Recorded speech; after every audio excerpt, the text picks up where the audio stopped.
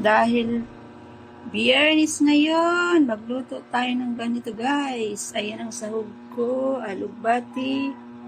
Ayan, bunga ng ampalaya dahil walang dahon. At lagyan ko ng ganito guys. Ayan, ang aming ulam ngayong Biyernes.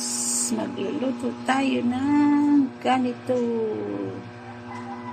Ayan, ulam for today. Charan! Ayan na siya. Ilagay ko na ang talbos ng alugbati.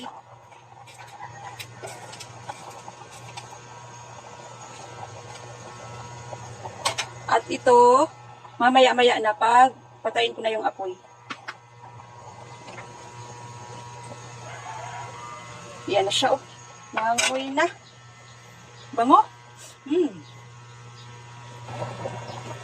Delicious na guys. Ilagay ko na ang ampalaya. Tinimplahin ko na rin pala yan guys. Pakuluin ko na lang. Tapos patayin ko na yung apoy. Wala kasing dahon. Kaya bunga ang aking binili.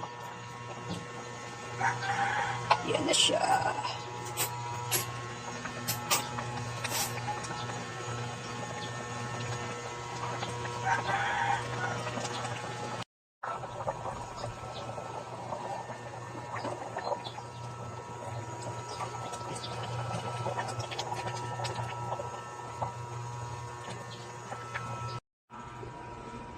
Kain na tayong tanghalian guys.